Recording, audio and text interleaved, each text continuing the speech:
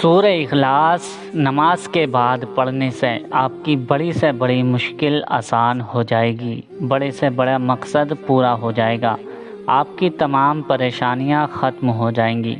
السلام علیکم ورحمۃ اللہ وبرکاتہ۔ پیار دوستو، امید کرتے ہیں کہ آپ سب خیر و عافیت سے ہوں گے اور دعا بھی کرتے ہیں اللہ تعالیٰ آپ سب کو سلامت رکھے، خیر و عافیت سے رکھے، خوشحال زندگی عطا فرمائے۔ پیار دوستو، آج کی اس ویڈیو میں آپ کی خدمت میں لے کر حاضر ہوا ہوں سورہ اخلاص یعنی قل هو اللہ احد کا وظیفہ۔ قرآن شریف کی بہت ہی مبارک، بہت ہی طاقتور سورہ ہے، جس کے پڑھنے سے انسان کی زندگی بدل جاتی ہے۔ اگر اس کا ورد، اس کا وظیفہ، اس کا عمل کر لیا جائے تو جو شخص جو بھی مانگے گا انشاءاللہ اللہ کی ذات سے امید ہے اللہ رب العزت اس کو اپنی رحمت کے ذریعے سے آپ کو تمام حاجتیں، آپ کی تمام حاجتیں پوری ہو جائیں گی، آپ کی تمام دعائیں قبول ہو جائیں گی۔ پیار دوستو، کس طرح سے یہ وظیفہ کرنا ہے، کتنی دفعہ سورہ اخلاص کو پڑھنا ہے اور کب پڑھنا ہے، یہ ساری جانکاری اسی ویڈیو میں آپ کی خدمت میں حاضر کرنے والا ہوں۔ آپ سے گزارش ہے کہ آپ اس ویڈیو کو آخر تک ضرور دیکھ لیں۔ جس طرح سے بتایا جائے گا اسی طرح سے آپ کو یہ وظیفہ کر لینا ہے۔ اس کے بعد آپ کی قسمت کے بند دروازے کھل جائیں گے، آپ کی قسمت چمک اٹھے گی، آپ جو بھی مانگیں گے اللہ رب العزت آپ کو وہ عطا فرما دے گا۔ پیار دوستو، سب سے پہلے کیا کرنا ہے، اس سے پہلے آپ سے گزارش ہے کہ آپ اگر ہمارے چینل پر پہلی بار نئے آئے ہیں تو اس چینل کو ضرور سبسکرائب کر لیجئے اور ساتھ میں لگے بیل آئیکن کو بھی دبا دیں۔ ویڈیو اچھی لگے تو ویڈیو کو لائک کرنا نہ بھولیں۔ پیار دوستو، اس کے بڑے بڑے فضائل ہیں۔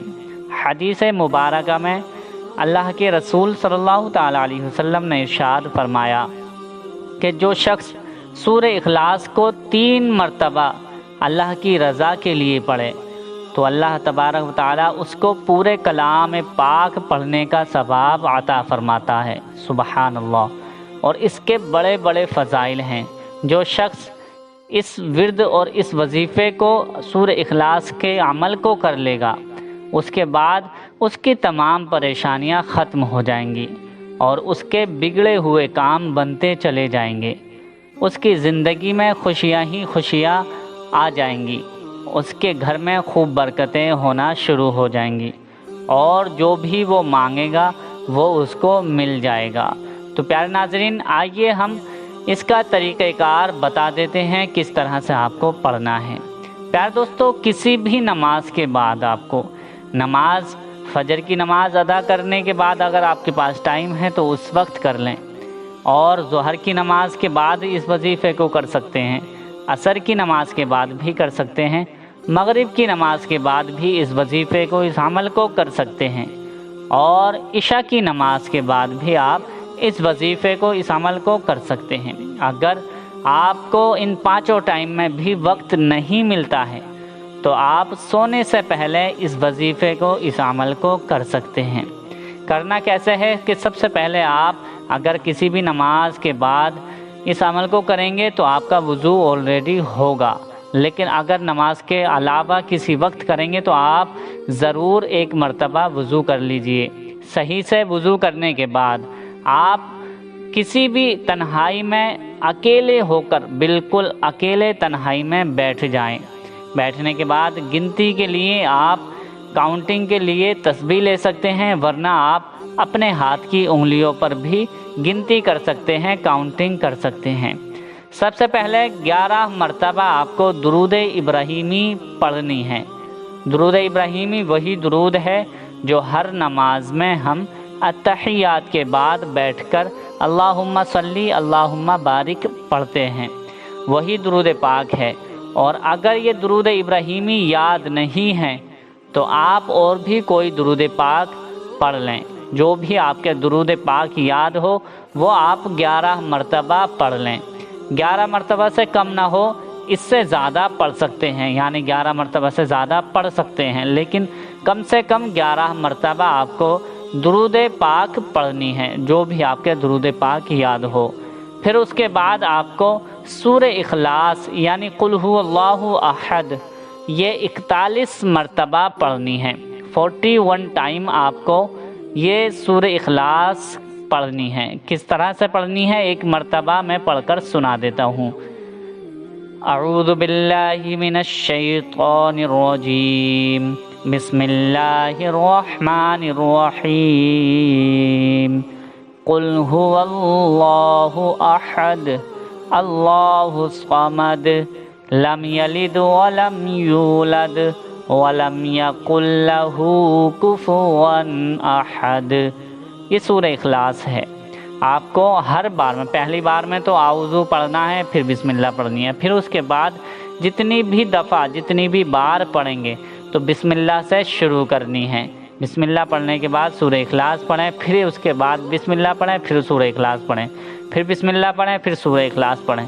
اسی طرح سے آپ کو 41 بار 41 ٹائمز آپ کو سورہ اخلاص کو پڑھنا ہے۔ سورہ اخلاص پڑھنے کے بعد پھر آپ کو وہی درود پاک پڑھنی ہے جو آپ نے پہلے درود پاک پڑھی ہے۔ یعنی اگر درود ابراہیمی آپ نے پہلے پڑھی تھی تو وہی درود ابراہیمی اب آپ کو 11 مرتبہ پڑھ لینی ہے۔ اگر اور کوئی بھی درود پاک پڑھی تھی تو وہی درود پاک اب 11 مرتبہ آپ کو پڑھ لینی ہے۔ پھر اس کے بعد آپ کا جو بھی مقصد ہے، جو بھی آپ کا ارادہ ہے، جو بھی تمنا ہے، جو بھی آپ دعا مانگنا چاہتے ہیں تو اللہ رب العزت کی بارگاہ میں ہاتھ اٹھا کر اپنے گناہوں کی توبہ کریں۔ پھر اس کے بعد اپنے مقصد کے لیے، اپنے ارادے کے لیے، جو بھی آپ کا مقصد ہے، جو بھی آپ کی دلی جائز تمنا ہے، جو بھی آپ کی دعا ہے تو وہ اللہ تبارک و تعالیٰ سے مانگیں۔ انشاءاللہ اس کا کمال اپنی آنکھوں سے خود ہی دیکھ لیں گے۔ اس کی بہت بہت بڑی برکتیں ہیں۔ اللہ رب العزت آپ کے گھر میں خوب برکتیں عطا فرمائے گا اور آپ کے رزق میں بھی خوب برکتیں ہونا شروع ہو جائیں گی۔ آپ کے گھر کی اللہ تبارک و تعالی غیب سے مدد فرمائے گا۔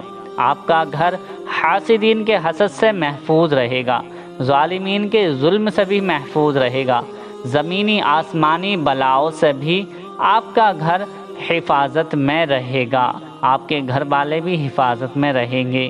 اگر آپ اپنے بچوں کو کامیاب بنانا چاہتے ہیں تو اس وظیفے کو کرنے کے بعد پانی پر دم کر کے اپنے بچوں کو پلائیں۔ انشاءاللہ ان کے اندر سے برائیاں ختم ہوتی چلی جائیں گی اور وہ کامیاب ہوتے چلے جائیں گے۔ تو پیارے ناظرین، یہ وظیفہ، یہ عمل بہت ہی زیادہ طاقتور ہے، بہت ہی زیادہ مجرب ہے۔ جس شخص نے بھی اس وظیفے کو کیا ہے وہ کامیابی پا گئے ہیں۔ تو آپ سے گزارش ہے کہ اس وظیفے کو، اس عمل کو جس طرح سے بتایا گیا ہے اسی طرح سے آپ کو کر لینا ہے۔ انشاءاللہ آپ کی قسمت کے بند دروازے کھل جائیں گے، آپ کے گھر میں خوب برکتیں ہونا شروع ہو جائیں گی۔